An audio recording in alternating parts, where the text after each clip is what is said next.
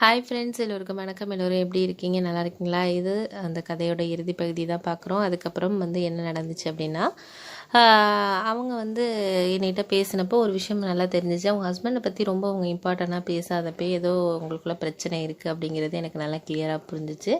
சரி, என்ன நம்ம டக்குன்னு கேட்கக்கூடாதுல்ல அப்படின்னு சொல்லிட்டு நானும் சரி அப்படின்னு சொல்லிட்டு வந்துட்டேன். அதுக்கப்புறம் ஒரு 1 ஹவர் கழித்து அவங்க அம்மா கதவை தட்டினாங்க. கதவை தட்டி, என்ன நீங்கள் சாப்பாட்டு வரலான்னு தானே சொன்னேன், அது வரைக்கும் இருங்கன்னு சொன்னேன், நீங்கள் ஏன் அவசரப்பட்டு வந்தீங்கன்னு.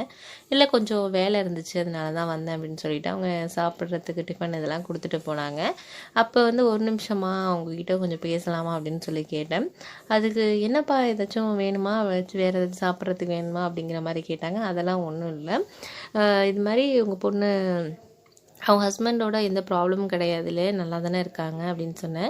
என் அப்பா அந்த கதையை கேட்குற, அது ஒரு பெரிய ஒரு சோகமான கதைப்பா அப்படின்னாங்க. என்னாச்சுமா, என்ன ஏதாச்சும் அவங்களுக்குள்ள ஏதாச்சும் பிரச்சனையா, இல்லை ஏதாச்சும் வேறு ஏதாச்சும் ப்ராப்ளமா அப்படின்னு கேட்டேன். இல்லைப்பா, அவர் என் பொண்ணு நல்லபடியாக தான் கல்யாணம் பண்ணிக்கிட்டாரு. ஆனால் அதுக்கப்புறம் அவங்களுக்குள்ள என்ன பிரச்சனை என்ன வந்துச்சுன்னே தெரியல.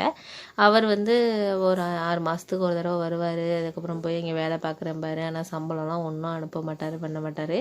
இவ வேலைக்கு போகிற காசை வச்சு தான் எங்கள் குடும்பம் நடந்துகிட்டு இருக்கு. பையனையும் அந்த காசை வச்சு தான் பார்த்துக்கிட்டு இருக்கா. அதுக்கு முன்னாடி எதுவுமே காசெல்லாம் அனுப்புறது கிடையாது. கல்யாணம் ஆகி ஒரு 2 வருஷம் வரைக்கும் அனுப்புனாரு. அதுக்கப்புறம்லாம் அனுப்புறது கிடையாதுப்பா. இவளும் என்னென்னு கேட்கல. அதனால தான் இவங்களுக்குள்ளே என்ன பிரச்சனை என்னன்னே தெரியலை. 2 பேருக்குள்ளே அந்த பிரச்சனை தானா இல்லை என்னென்னு தெரியல. நான் கேட்டாலும் எதுக்கும் ஒரு பதில் சொல்ல மாட்டேங்கிறா. ஏதோ ஏனதானுங்கிற மாதிரி பதில் சொல்கிறதுனால நானும் கேட்குறதில்லப்பா. நான் சிலப்போ கேட்டால் அவள் அழுகவும் செய்கிறா. அதனால் நம்ம மனசு கஷ்டப்படுதுன்ட்டு ஏதோ நான் கேட்குறதில்ல. இப்படி தான் 2-3 வருஷமாக போயிட்டுருக்குப்பா அப்படின்னு சொன்னாங்க. சரிம்மா அப்படின்னு சொல்லிட்டு நான் வந்தேன். மறுநாள் நான் ஆஃபீஸ் கிளம்பி ஆட்டோவில் எப்போதும் போகிறதுக்கு நின்றுட்டு இருந்தேன். அவங்களும் வந்தாங்க. அப்போ நானும் அவங்களும் மட்டும்தான் ஆட்டோவில் போகிறதுனால நான் அவங்கக்கிட்ட பேசினேன். அவங்கக்கிட்ட கொஞ்சம் தனியாக பேசலாமா அப்படின்னு கேட்டேன். என்ன விஷயம் எதாக இருந்தாலும் சொல்லுங்கள் அப்படின்னு சொன்னாங்க. இல்லை, நான் உங்ககிட்ட கொஞ்சம் தனியாக பேசணும், நம்ம இடையில எங்கேயாச்சும் இறங்கலாமா அப்படின்னு சொன்னேன். அதுக்கு சரி அப்படின்னு சொல்லிட்டு என் ஆஃபீஸ்க்கு முன்னாடியே ஒரு பார்க் இருந்துச்சு, அந்த இடத்துல இறங்கணும். இறங்கினதுக்கு அப்புறம் உங்ககிட்ட இதை நான் பேசணும்னு நினச்சேன். ஆனால் எனக்கு இது பேசுகிறதுக்கு எப்படின்னு தெரியல. என்ன உங்கள் ஹஸ்பண்டுக்கும் உங்களுக்கும் ப்ராப்ளம், எதனால் நீங்கள் பிரிஞ்சிருக்கிற மாதிரி இருக்கீங்க அப்படின்னு சொல்லி, இதெல்லாம் யார் உங்ககிட்ட சொன்னது, எங்கள் அம்மா சொன்னாங்களா அப்படின்னு சொல்லிட்டு கோவப்பட்டாங்க. அதெல்லாம் இல்லை, நீங்கள் சொல்லுங்கள் அப்படின்னு சொன்னேன். அதுக்குள்ள எனக்கும் அவருக்கும் ஒரு பிரச்சனையும் கிடையாது. நான் அவரோட அதிகமாக சேலரி வாங்குகிறேன்.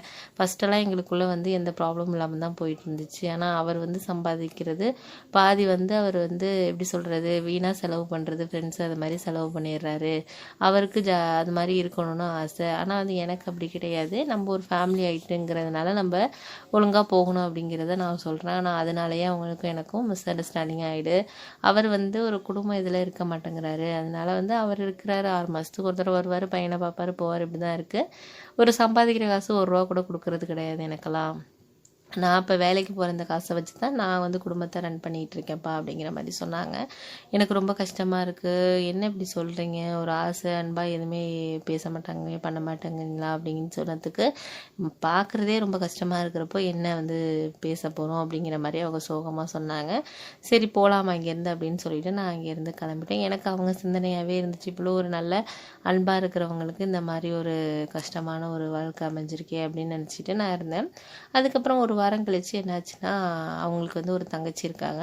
அவங்களுக்கு டெலிவரிக்காக அவங்க அம்மா போகக்கூடிய ஒரு நேரம் வந்துச்சு. அதனால் அவங்க குழந்தையும் நான் அழைச்சிட்டு போகிறாங்க, அவனை உன்னால் பார்த்துக்க முடியாது, நீ ஆஃபீஸ்க்கு போ, நான் குழந்தைய அழைச்சிட்டு போயிட்டேன், நான் ஒரு 2 மாதத்தில் வந்துடுவேன் பையனை பார்த்துக்கிறதுக்கு அப்படிங்கிற மாதிரி சொன்னாங்க. சரின்ட்டு அவங்க அம்மாவும் பையனும் பேரனையும் அழைச்சிக்கிட்டு அவங்க கிளம்புனாங்க. என்கிட்ட சொல்லிட்டு போனாங்க, அவள் மட்டும்தான்ப்பா இருக்கிறா, ஏதாச்சும் உதவினா நீ பார்த்துக்கோ, நான் பொண்ணுக்கு டெலிவரி, சின்ன பொண்ணுக்கு, அதனால் பேரனும் நானும் போகிறோம், இங்கே பார்த்துக்கிறதுக்கு யாரும் இல்லை, அவங்க மாமியார் இல்லை, அதனால நான் தான் போய் பார்த்துக்கணும், முடிஞ்ச வரைக்கும் நீ ஏதாச்சும் ஹெல்ப் பண்ண முடிஞ்சால் பண்ணுப்பா அவளுக்கு ஏதாச்சும் அப்படின்னு சொன்னாங்க. ஏதாச்சும் சாப்பிட்றத கூட அவள் சமைக்கிறதுல கூட நீ அங்கேயே சாப்பிடு அப்படின்னு சொல்லிட்டு போனாங்க. நான் அவங்கள கொண்டு பஸ்லலாம் ஏற்றி விட்டுட்டு வந்தேன்.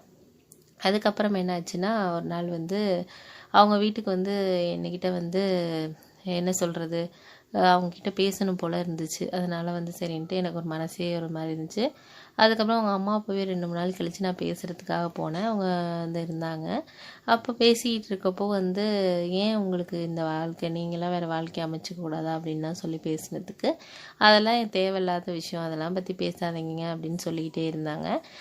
அந்த சமயத்தில் எனக்கு வந்து கால் வந்து ஸ்லிப்பாகிடுச்சு. இங்கே வந்து ஒரே தண்ணி வந்து சொட்டியிருக்கும் போல இருக்குது. என் கால் வழுக்கிற மாதிரி ஆயிடுச்சு. ஒரு மாதிரி கால் பெசவனாப்புலாம் ஆணுச்சு. உடனே அவங்க தான் அப்புறம் எனக்கு தைலம் போட்டு விட்டாங்க.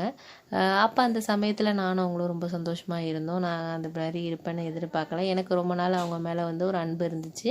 அந்த அன்பு அந்த நேரத்தில் வெளிப்பட்டுச்சு அப்படின்னு சொன்னோம். அவங்களுக்கும் என் மேலே ஒரு அன்பு இருந்திருக்கு. அதனால் வந்து அவங்க வேண்டாம் அப்படின்னு சொல்லலை. 2 பேரும் ரொம்ப சந்தோஷமாக இருந்தோம். அதுலேருந்து எங்களோட உறவு வந்து ஒரு 2 மாதத்துக்கு வந்து நாங்கள் வந்து அந்த உறவு வந்து அடிக்கடி எங்களோட ஒரு சந்தோஷமான உறவு வந்து இருந்துச்சு அப்படின்னு தான் சொல்லணும். ரொம்ப சந்தோஷமாக போயிட்டு இருந்த எங்கள் லைஃப்பில் திடீர்னு ஒரு விஷயம் நடந்துச்சு. என்ன அப்படின்னா, அவர் ஹஸ்பண்ட் வந்து என்னை மன்னிச்சிரு, நம்ம சேர்ந்து வாழலாம் இருமா அப்படின்னு சொல்லிட்டு ஒரு நாள் திடீர்னு வந்து அந்த மாதிரி சொன்னதுக்கப்புறம் அவங்களால எதுவும் சொல்ல முடியல. என்னோட உறவு வந்து தொடரணும்னு ஆசை இருந்தாலும் அவங்க கணவர் வந்ததுனால வேறு வழி இல்லாமல் வந்து அவர் ஊருக்கு வந்து நான் வேலை பார்க்குற இடத்துக்கே நம்ம போயிடலாம் அப்படின்னு சொல்லி சொன்னதுனாலையும் அவங்க அம்மா கிட்ட போய் இவர் பேசியிருக்காரு. முதல்ல போய் பேசிட்டு வந்திருக்காரு.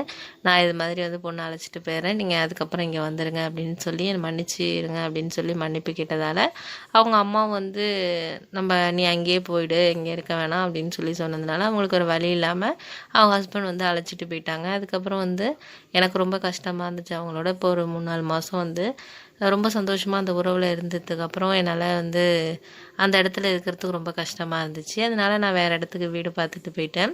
இப்போ வந்து அந்த கம்பெனியில் தான் வேலை பார்த்துட்டு இருக்கேன். அந்த கம்பெனியில் எனக்கு வீடு கொடுத்துருக்காங்க. அந்த வீட்டில் வந்து அம்மா அப்பா எல்லாரையும் வந்து தங்கச்சி எல்லாரையும் அழைச்சிட்டு வந்து வச்சு இப்போ நான் ஃபேமிலியாக இருக்கிறேன். தங்கச்சிக்கு மாப்பிள்ளை பார்த்துக்கிட்டு இருக்கோம். சூப்பராக போயிட்டுருக்கு லைஃப். இருந்தாலும் அந்த நேரத்தில் அந்த நாட்களை என்னால் மறக்க முடியாது, அவங்களோட இருந்த அந்த நாட்களை.